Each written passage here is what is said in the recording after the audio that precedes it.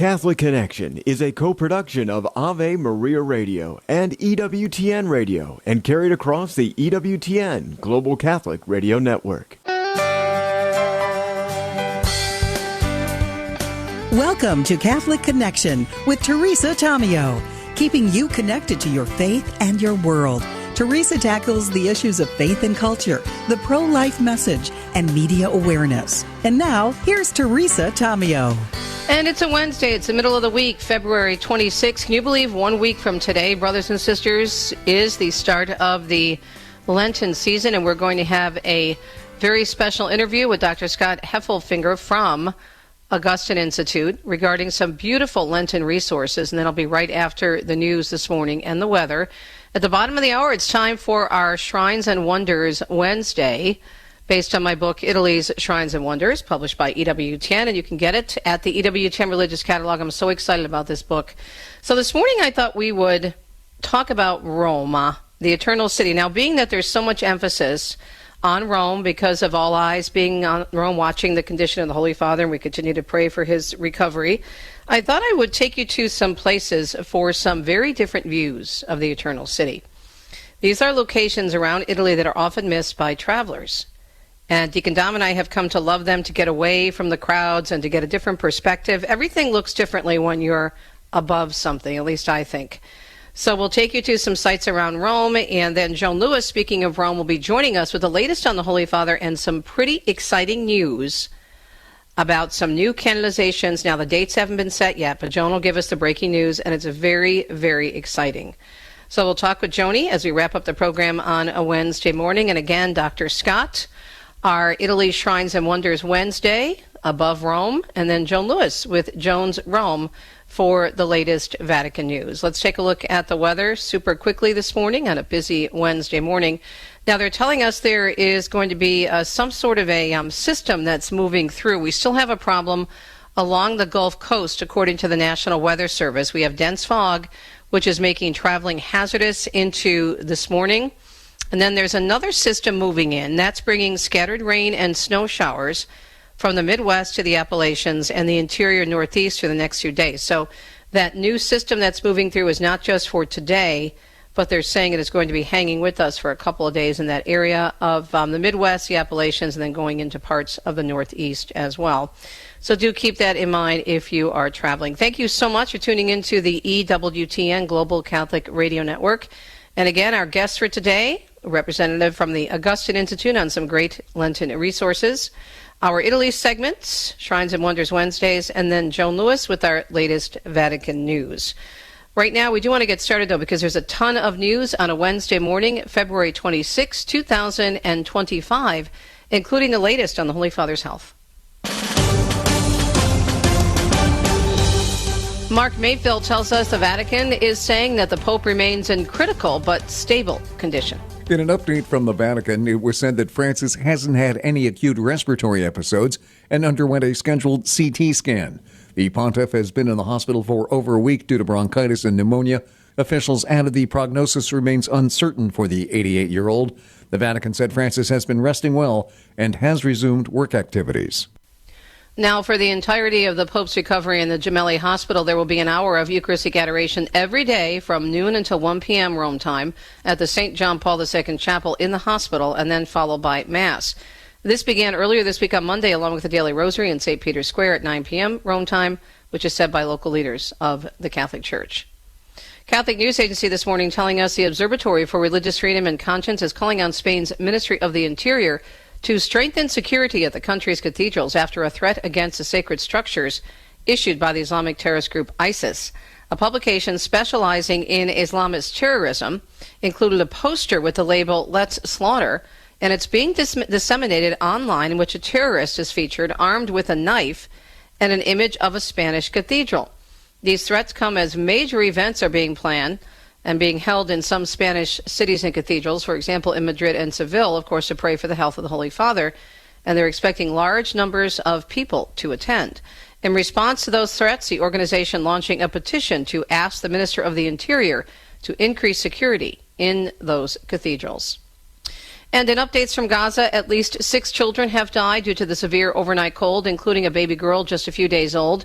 Devin Watkins reports from the Vatican that the news comes as Israel and the European Union have resumed talks over the reconstruction of the Gaza Strip. Freezing temperatures gripped the Gaza Strip overnight on Tuesday, leading to the deaths of several children from exposure. 5 children died in the Friends of the Patient hospital in Gaza City, including a baby girl called Sham, who was just several days old. Tens of thousands of Palestinians are living in the rubble left by Israel's war against Hamas, which left over 48,000 people dead. The first stage of a 6-week ceasefire has held since January 19th, but both sides have accused the other of violating the terms by delaying the release of hostages or prisoners. UN Secretary General Antonio Guterres warned over the weekend that the ceasefire is precarious. He called for a resumption of hostilities to be avoided at all costs, along with the dignified release of all remaining hostages. Meanwhile, representatives of the European Union and Israel renewed talks on Monday to discuss the reconstruction of Gaza. The EU is considering taking a role in rebuilding the Strip, much of which has been devastated by Israel's bombing campaign against Hamas. The Israeli foreign minister called for constructive dialogue, even if that meant accepting criticism. The talks also focused on the humanitarian situation, Israel-Palestine relations, and changing regional dynamics. Hamas's attacks on Israel on October 7, 2023, and Israel's response exposed divisions within the EU, with some members defending Israel's war in Gaza and others condemning its toll on civilians. A document released ahead of the Israel-EU talk said that Gazans deserve to return safely to their homes, which require rebuilding. I'm Devin Watkins. And for over a year now, a relationship of mutual support has united the Pope and the Holy Family Parish in Gaza. Since the outbreak of war, the Pope has called the parish and its community every evening at 7 p.m., checking in on their well-being amidst the Israeli offensive. Now, as he battles double pneumonia at Gemelli Hospital, the parishioners are returning that same closeness, sending him a short, heartfelt video message of prayer and encouragement.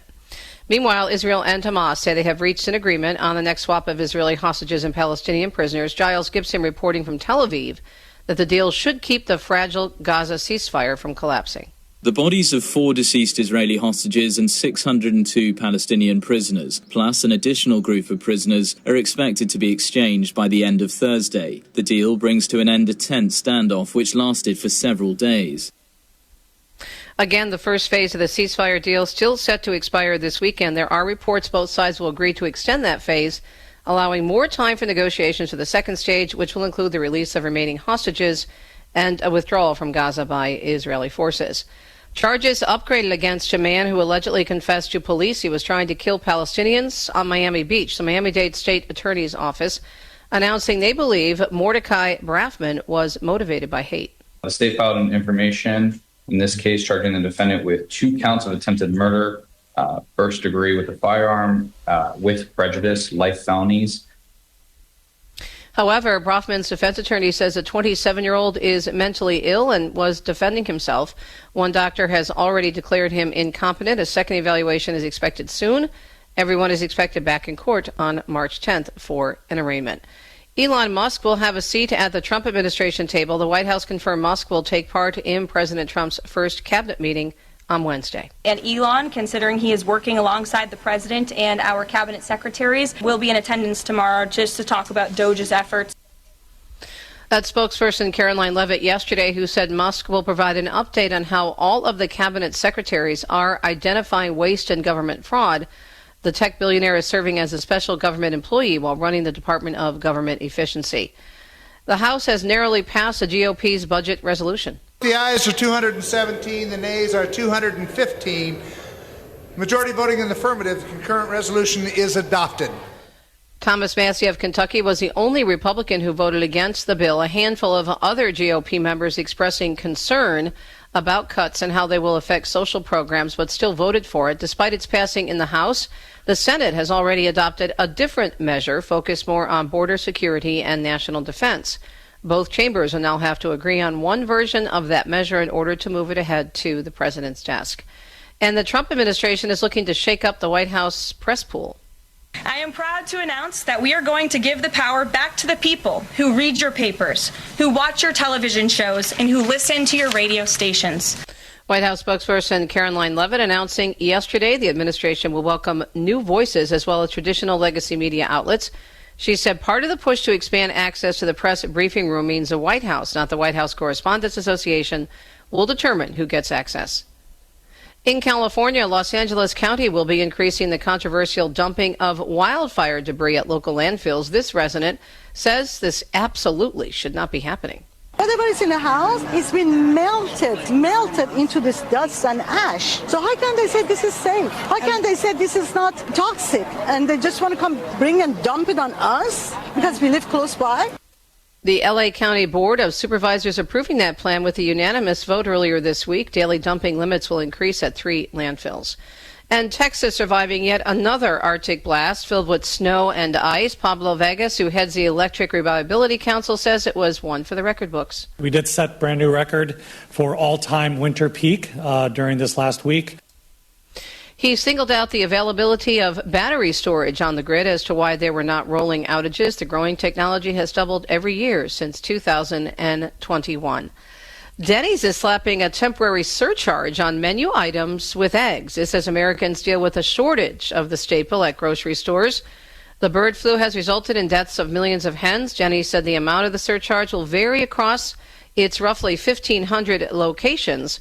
The restaurant denied to share specifics because they say the situation is currently fluid. An American's view of the nation's economy is souring. The latest consumer confidence reading shows the largest monthly decline since August of 2021. For the first time since last June, the expectations index was below the threshold that usually signals a recession ahead. The board's chief economist said the falling confidence was shared across all income groups, but felt deepest for consumers between 35 and 55 years old. Purchasing plans for cars and other big ticket items are down, led by TVs and electronics. Benji Heyer tells us Apple is announcing a big investment into the U.S., the tech giant revealing Monday over the next 4 years it plans to spend over $500 billion and create some 20,000 jobs. Apple calls this an investment in the future of American innovation, but it's not come out the blue. President Trump credits his tariffs as the reason behind Apple's decision, which he says is a sign of faith in what he's doing.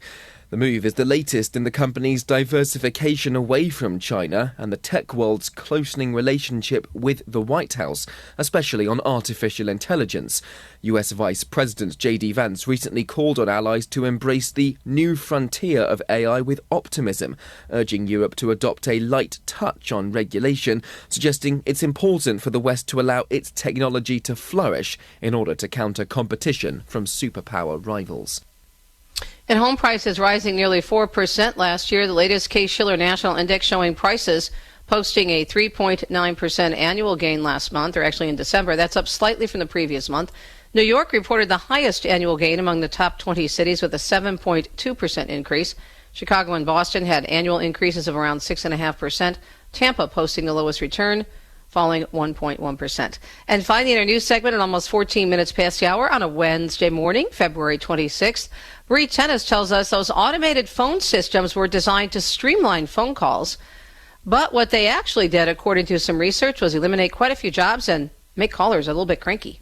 Non-operator switchboards began in the 80s, and the consumer has been suffering ever since. Because they are proof positive, our call is not important. Voice prompts are repetitive, time-consuming, and often lead nowhere. The call center industry says they answer 80% of all calls within 20 seconds, but the average consumer says that wait time is actually over 1 minute, and they give up after 2. Experts say if you're looking for help, ditch the call and go to the live chat on the company website.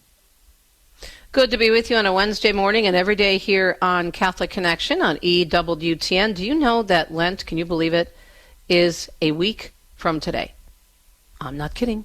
It's just, I don't know where it when did it happen? When? Seems like you were just getting over Advent and Christmas. Anywho, when we come back, we are going to give you, just in time, some great resources to make it a fantastically fruitful Lent. We'll explain up next. This program brought to you in part by Ave Maria, Florida, a big kind of small town where golf carts take you everywhere and there's always something fun around the corner. Discover championship golf, resort-style amenities, and a town center full of shopping and dining.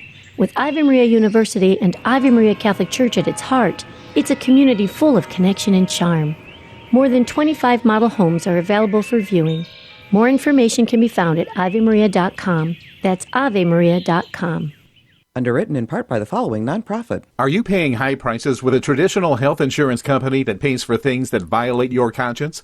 There's an alternative available. Solidarity HealthShare is a community of faithful individuals and families that never share into immoral medical services, all while saving you money with prices starting as low as $85 per month for singles and $512 for families. Never fund another abortion with your healthcare dollars. Call 844-313-4999 to learn more. Italy aficionado Teresa Tomio's newest book is now out on the Ave Maria online store. In Italy's Shrines and Wonders, Teresa Tomio provides how best to navigate the most popular sites, best routes, and how to best to soak in all the beauty Italy has to offer. She also shares the most inspiring journeys to make your Italy excursion utterly unforgettable. Italy's Shrines and Wonders from Catholic Connections Teresa Tomio can be purchased at AveMariaRadio.net. People ask how they can care for older family members who can't fully care for themselves. One answer is Visiting Angels, America's choice in senior home care. Visiting Angels assists adults nationwide with 600 locations to continue living at home and not have to move into a nursing home. Their caregivers provide assistance in hygiene, meals, and light housework. Services are provided up to 24 hours per day, and you can select your caregiver before service begins. More information, including franchise opportunities, is on the web at visitingangels.com. It's crazy to think that Lent starts a week from today. So how are your plans going for Lent? What are you going to be doing? How are you going to pray differently and get closer to the Lord? A trio of Lenten offerings from the Augustine Institute invite the faithful on a unique journey before Ash Wednesday. So this is awesome, and I love the Augustine Institute. I was just talking about the Augustine Institute over the weekend with one of my volunteers at my book table, Hillary, who does some work in the Georgia area for the Augustine Institute, representing it at her parish. And we were just saying, Dr. Scott, the wonderful resources you have at the Augustine Institute and what a great job you do with catechesis. We are on the phone with Dr. Scott Hefelfinger, Associate Professor at the Augustine Institute Graduate School of Theology and Director of Content Development. Well, here we are, a week away from Lent. Really? Yes, I guess so, right? I know. Can you believe it? But now's the time to get ready, right? We've got a week. All right. So you always do such a great job at the Augustine Institute. What I love about what you do is because it's very real. I mean, you've got people like you with advanced degrees in theology, or Dr. Shree, and, of course, so many other wonderful people that are well-versed. Again, they're PhDs. I mean, it's crazy how many degrees you guys have. But when you come down to it, the way you express the faith is so important because it's a way to which everyone can relate. That's what I love about your resources. So tell us about these interconnected items that can help us during Lent. Yeah, no, thanks for having me on the show. I'm really happy to talk a little bit about it. So we have 3 offerings, as you said, a trio of offerings. And we were thinking to ourselves, just like you said, Teresa, here we are. It's like, whoa, Lent is upon us.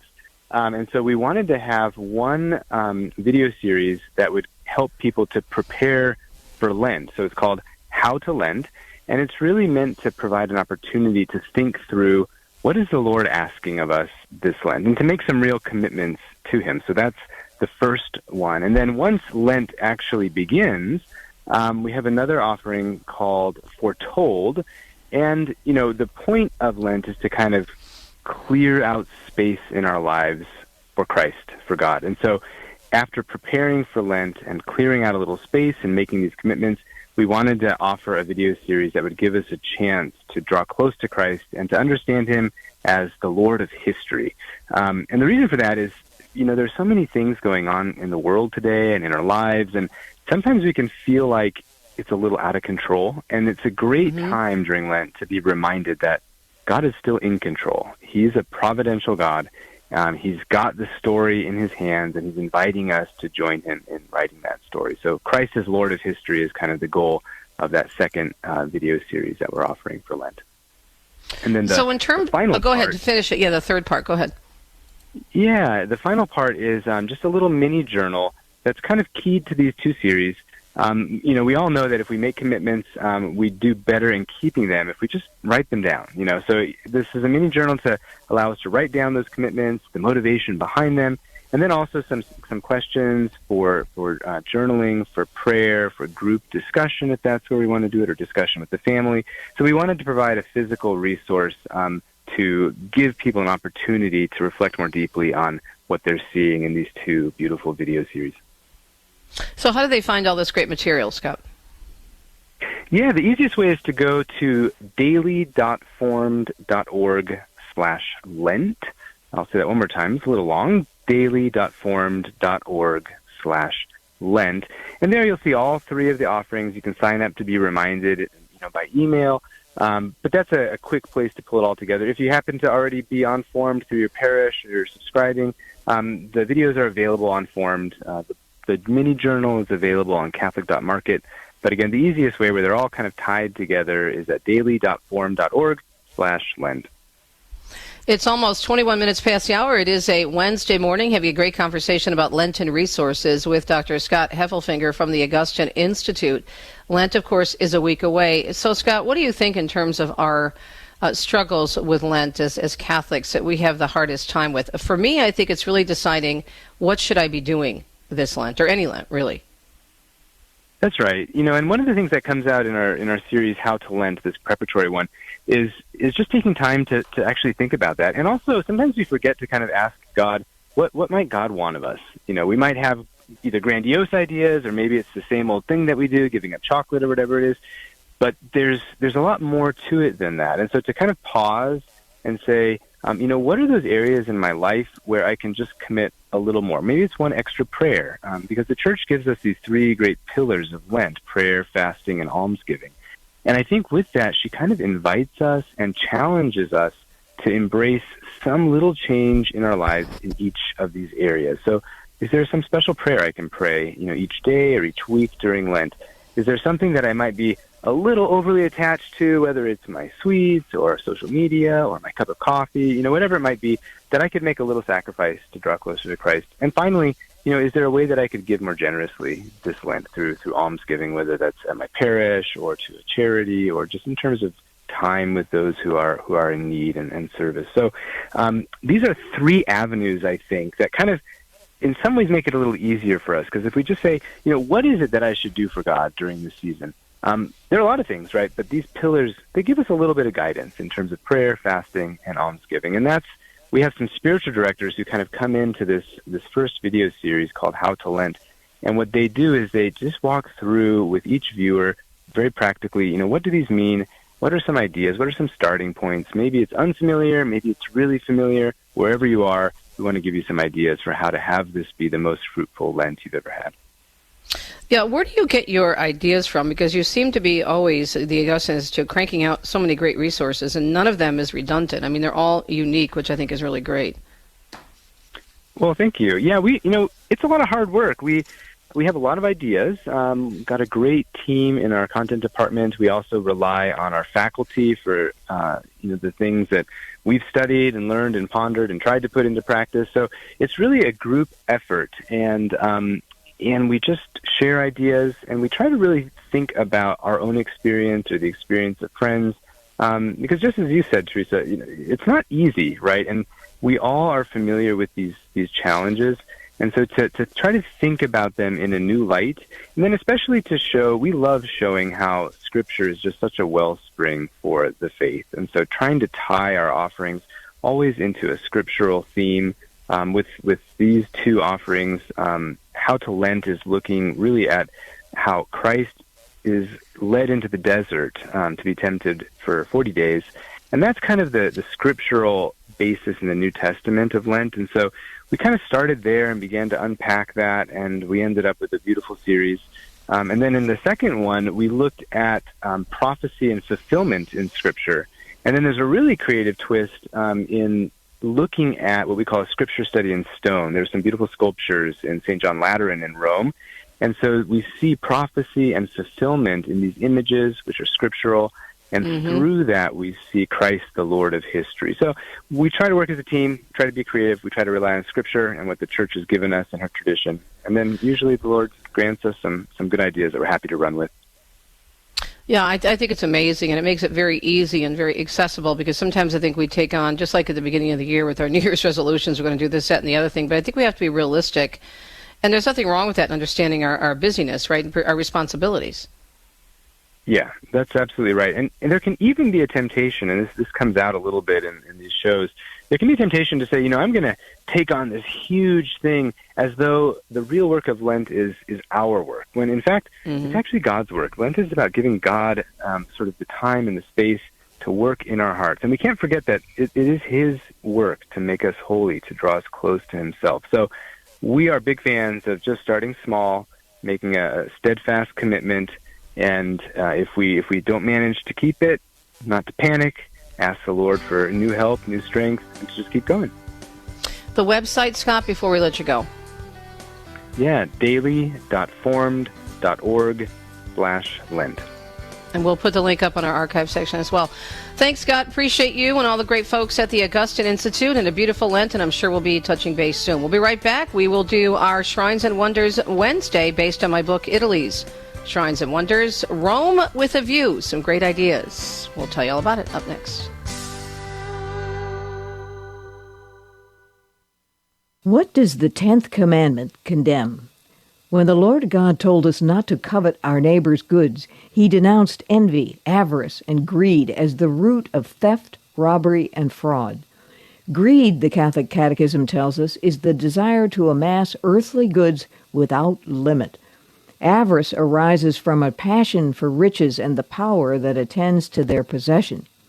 He who loves money never has money enough, says the Roman Catechism. The 10th commandment also requires us to banish envy from our hearts, reminding us that the devil's envy of God brought death into the world. Envy is defined as sadness seeing another's goods, accompanied by the immediate desire to possess those goods. Note, our Lord placed being poor in spirit at the top of the list of His 8 Beatitudes. This is Peggy Stanton, and this has been the Order of Malta's Minute with the Catechism.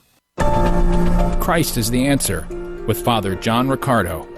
In the midst of our culture today, in this age of relativism, which wants to grant Jesus some significance, but not so much, so we'll give Him wise man, great leader, inspiring preacher, great teacher, prophet. You don't get that option when you claim to be God. What reasons do we have to believe that He is who He said He is? And it's important, again, to employ the use of our reason and to understand that faith is not blind. My faith, and please God, the faith of everyone here, is not blind. It rests on something. It rests on a number of things, not least of which is my own experience of God, but it also has something substantial which can be claimed through history. We're not talking about a galaxy long, long ago, far, far away when we talk about Jesus. We're talking about a precise moment in history which has been testified to by countless testimonies, and you and I have access to them.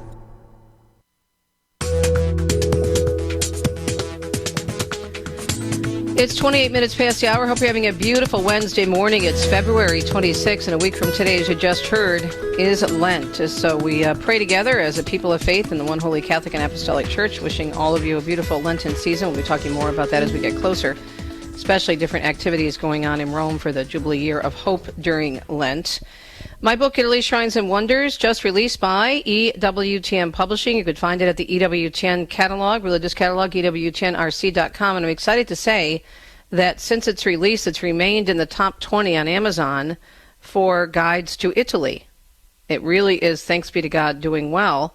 And it's pretty exciting for me because it's not just a guidebook. We have called it, we worked really hard on this, the ultimate Italy guide to La Dolce Vita, the sweet life. And the whole idea for me, as I said when I was interviewed by Father Mitch Pacwa last week on his show and also on Bookmark with Doug Keck, it really is stealth evangelization. Because everyone who goes to Italy, I don't know anyone who doesn't want to go to see the art, because you've got the David and you've got the Pietà and you've got, the Baldacchino, you've got so much to see, and the architecture and the archaeology. But much of what they're seeing, even if they don't want to admit it or don't recognize it, for example, when they're going to the Vatican Museums, which has a huge collection of art, including, of course, the Sistine Chapel and the Last Judgment, they're coming to a very Catholic place.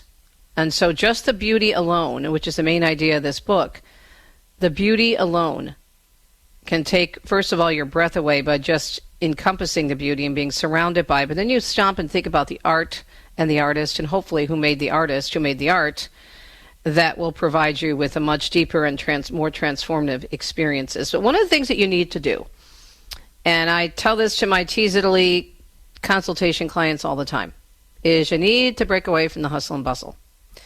So right now in Rome, it's very, very busy. If you've watched any of the coverage of all the beautiful prayer services that are going on for the Holy Father in St. Peter's Square, and all the events of different pilgrimage groups being led by one representative from a particular church or parish or group or apostolate, they go up the main avenue, Via della Conciliazione, leading to the Vatican and the Holy Doors, and they walk through St. Peter's Square with the cross in their group. And it's very crowded along the Via della Conciliazione, and Rome looks pretty busy.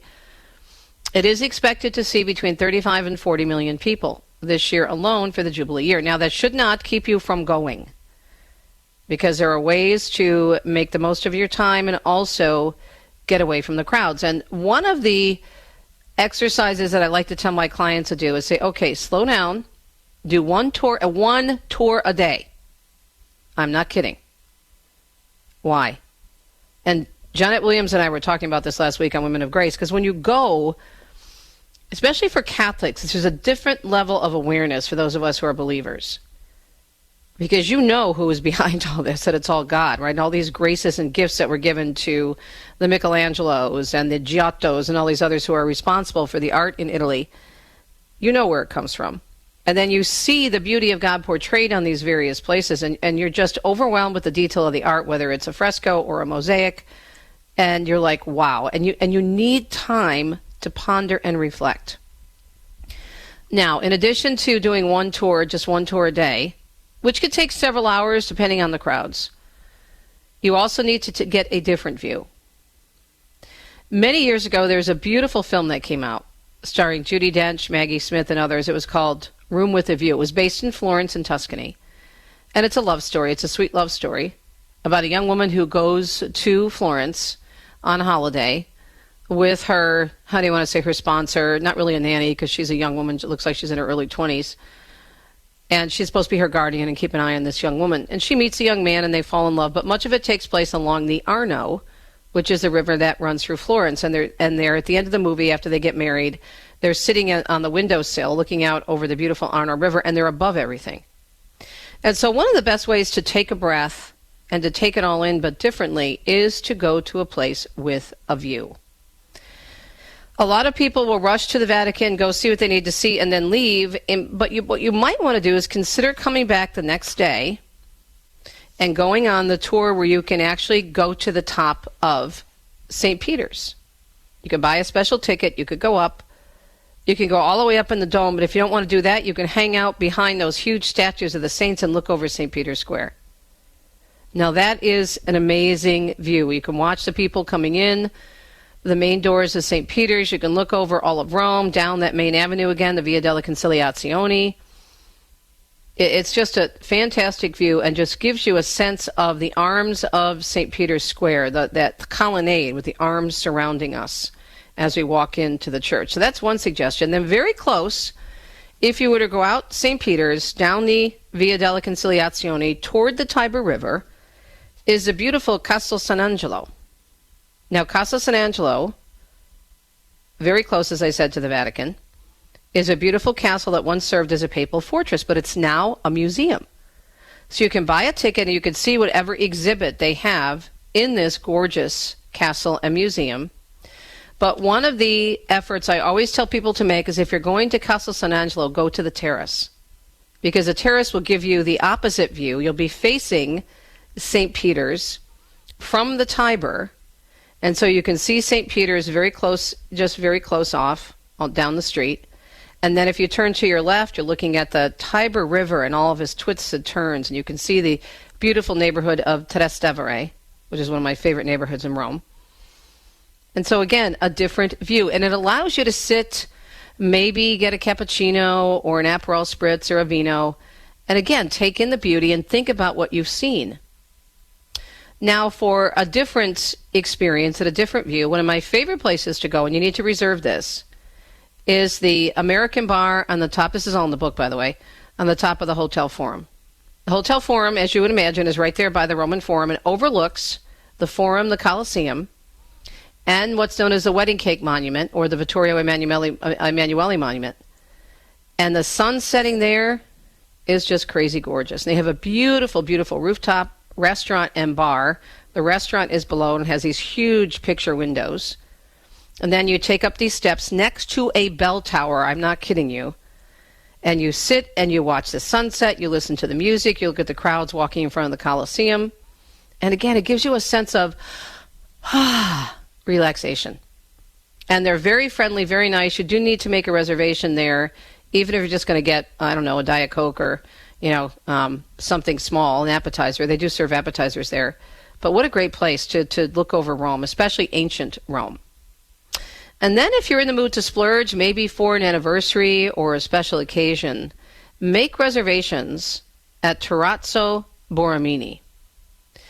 Now, this is above Piazza Navona, and you're right next to St. Agnes, the Church of St. Agnes and the bell tower. There's outdoor dining, and there is also a beautiful terrace and a place to have a cocktail that goes steps above that. As I say in my book, there are some places that are a little bit pricey, but this one is worth it if you want a really different experience and just a chance to sit and relax and eat in a very, very unique place that overlooks the famous Bernini fountains in Piazza Navona.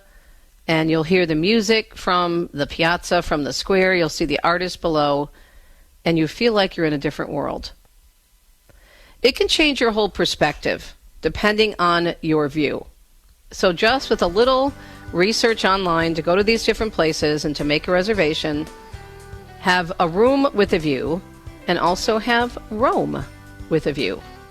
So please check it out. All the information is in my book, Italy's Shrines and Wonders. You can find it on EWTNRC.com. That's our religious catalog. We'll be right back with Joan. Speaking of Rome and Italy, stay tuned.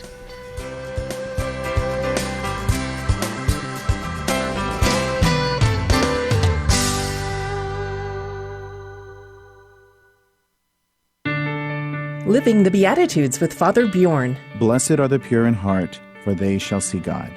The virtue of purity and holy chastity is certainly a very important thing, but I think we can misunderstand this beatitude. As human beings in our fallen state, we tend to love things and use people, but we're meant to use things and love people. We can manipulate in relationships, and we can try to control other people, and we can focus on other people as objects. But to be pure in heart is to be in love, and ultimately to be pure in heart and to be happy is to be in love with God Himself as well. This beatitude calls us to have a focus on being open to choosing God, choosing life, to choose love. If God is not the ultimate end of our desires and our hopes and dreams, we will be the saddest of people. Let's say yes to God and choose His way, be focused on His love and pure in heart. Blessed are the pure in heart, for they shall see God. For more about the Beatitudes, visit EWTNRC.com. Dr. Ray Guarendi. Two of the hardest words to say in the English language. I'm sorry. I'll ask couples, when was the last time you said I'm sorry? I think it was our wedding rehearsal dinner. I spilled some coffee on her lap. I said, hey, sorry about that. Why is I'm sorry so hard to say? What does it mean to you? Are you saying you're a failure? Are you saying I'm wrong? Are you saying, if I say I'm sorry, I'm admitting it's all my fault? I'm sorry are two of the softest words in a relationship in the English language. I'm sorry, very hard to say, very easy on relationships.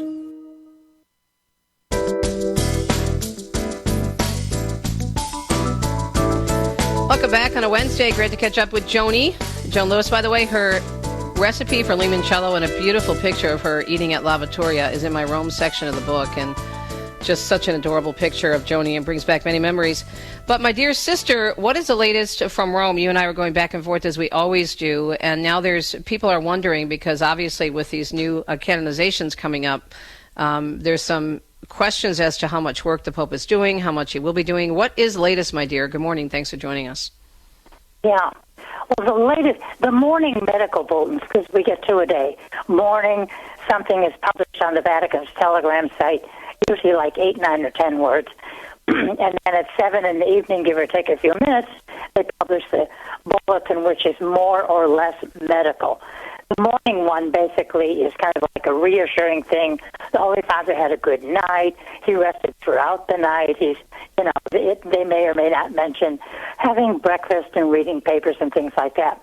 But it's really only the afternoon when we get any kind of an update on lungs or anything. And so the last one was last night, about 7:20. The Pope remains critical but stable. I guess I'd love to have a terrific definition of the word critical. And he's critical but stable. No more, at least as of last night, of these acute respiratory episodes. All the blood parameters are good. And the thing is, we always want to know that the blood parameters are good and stable, because the main thing, Teresa, that the doctors have said several times that they're afraid of is if any of these things, this polymicrobial situation, which means fungus, which means bacteria, which means virus altogether in his body, if any of those escape into the bloodstream, that is what they fear, simply because at that point the blood goes to all of your other organs. It does go to kidneys, it goes to heart, etc. So we don't want to have a virus or a bacteria, obviously, in the Pope's heart. So when you hear that the blood, parameters are good, that's okay, or stable.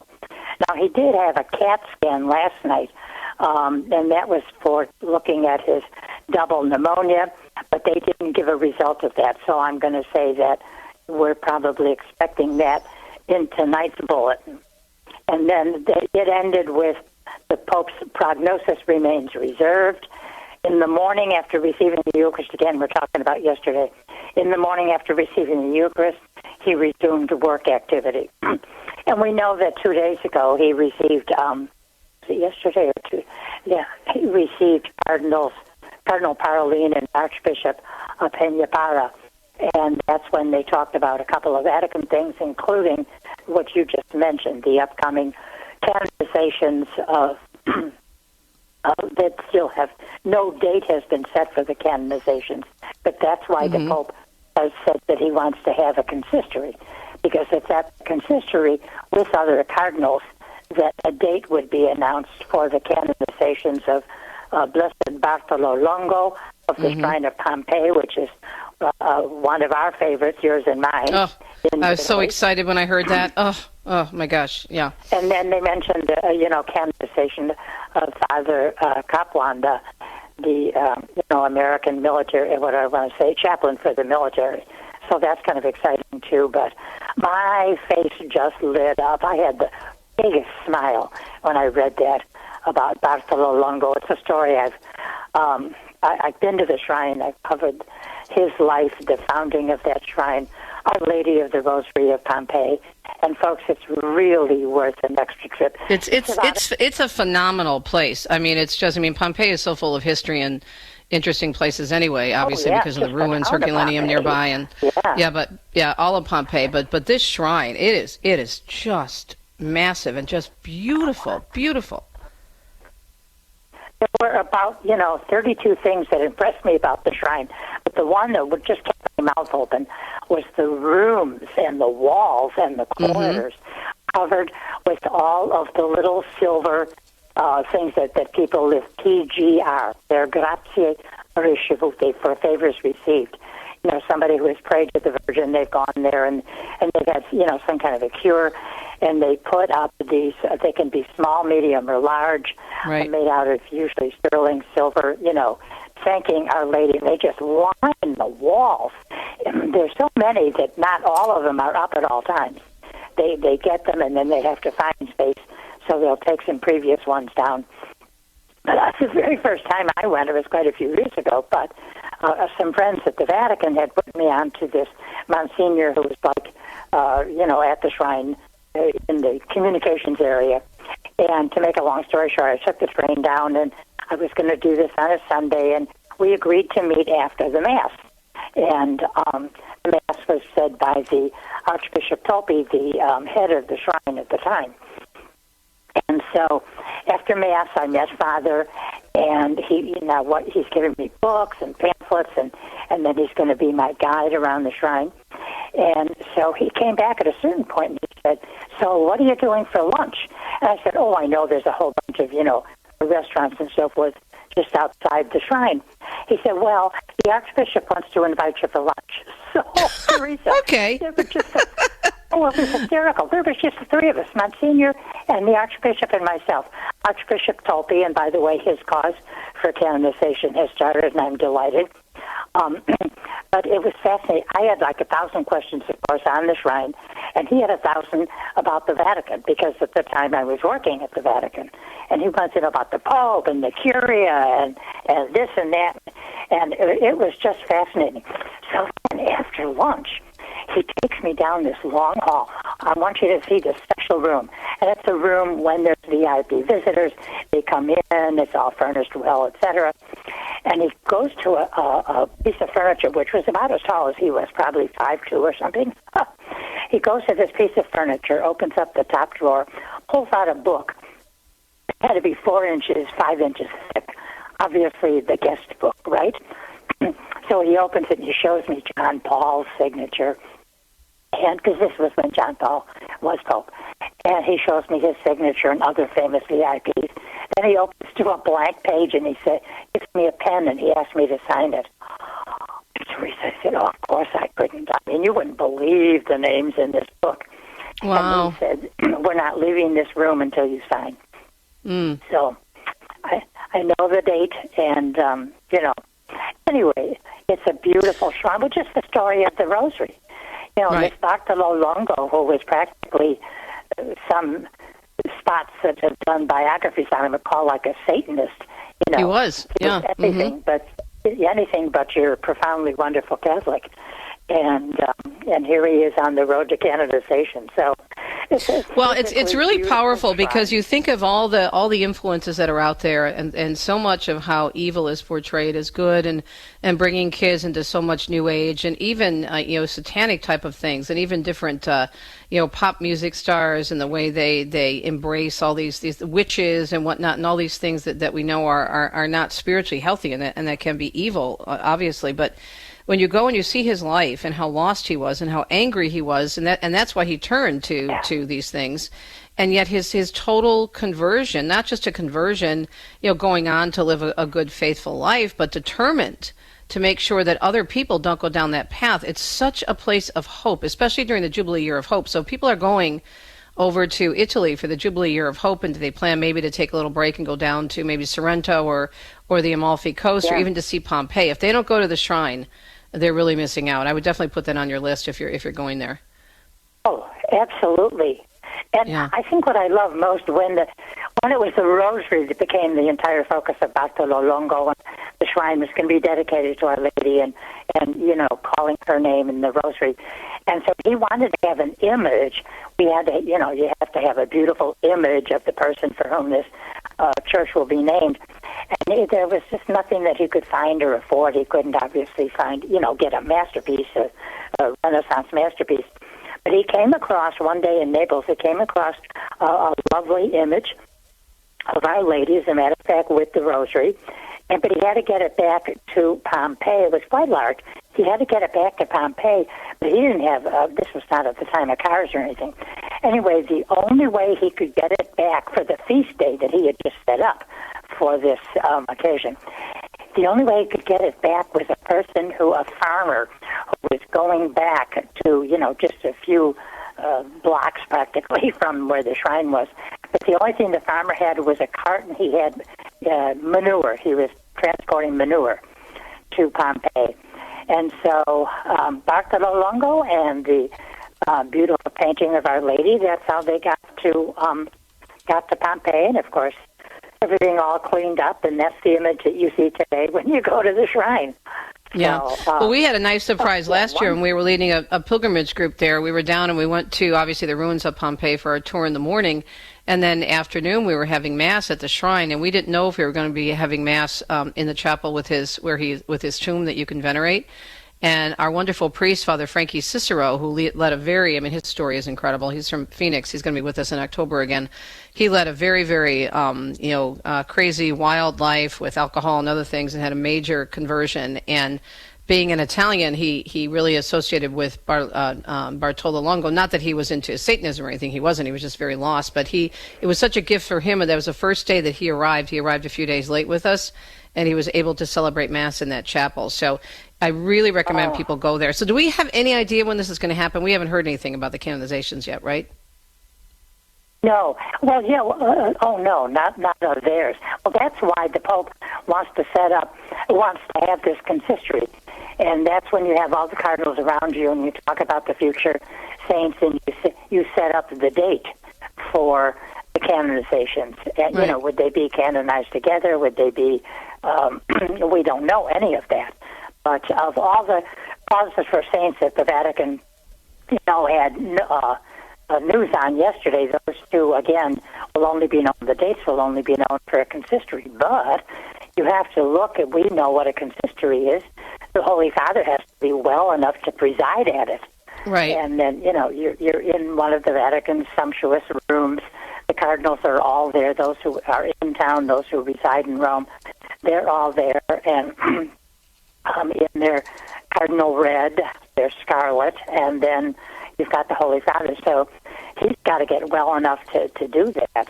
And so we're only going to get a date when the Vatican says, by the way, the Holy Father is well enough to undertake, a few light duties. So, so we won't know for a while. But I do have to tell you that there is one piece of news which came out today I found very interesting. It kind of tells us the financial situation of the Vatican. The Holy Father created what is known in Latin as the Comissio de Donatio. Well, I'll translate it into English. The Commission for Donations to the Holy See. And its specific task, quote, is to encourage donations with specific campaigns among the faithful, the Episcopal conferences, and other potential benefactors, underlining their importance for the mission and charitable works of the Apostolic See, as well as obtaining funding from willing donors for specific projects presented by the institutions of the Roman Curia and the government. So I found that to be a very fascinating. I've only translated the first paragraph, and then I've got the names of the members, but I didn't look at the, at the commission itself. So commission for donations to the Holy See, fascinating. We'll hear more about that in coming days. Yeah. But, well, thank you for the update, and I know that you're following this very closely. When will you have an update on your blog, Joni, about everything? When they come out at 7 at night, I translate it right away, and I don't even bother making an article out of it. I just put the translated bulletin on Facebook, my blog, and on Twitter. On X. Now, tonight, however, and I will be at the Vatican Museums at that time. There's an event for the New York patrons of the Vatican Museum, so I'll be checking my phone, but I don't know what time I will be posting the update. So stay tuned, folks. As we say, please stand by in broadcasting our very own Joan Lewis, and don't forget, she's a big part of my book, Italy, Shrines and Wonders. And Joni, thank you so much for always your great work, and don't forget, you can find her at jonesrome at wordpress.com. 53 minutes past the hour, wrapping up a Wednesday morning, and again, we are a week away from Lent. Wow. We'll be right back. Do you own popular index mutual funds or ETFs? If so, you're automatically own shares of companies that conflict with your moral beliefs. Ave Maria mutual funds are managed to conform to pro-life and pro-family values. Long-term investors can invest in the no-load Ave Maria mutual funds.